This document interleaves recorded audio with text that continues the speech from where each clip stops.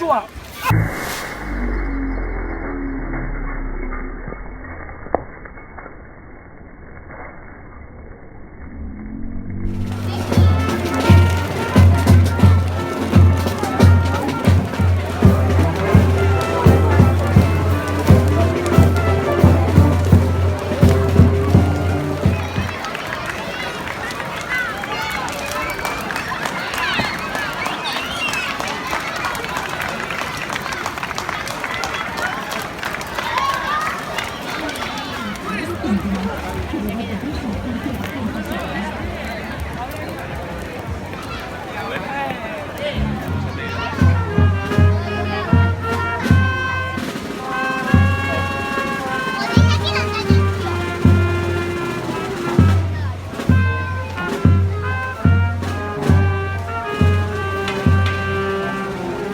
Hementxe gaude udako solstizioan, orain dela 8 urte hasi ginen kontu honekin, eta pixkat neguko solstizioa eta udako solstizioa loturik, pixkat lehengo ohitura horiek berreskuratzeko asmoz, ez?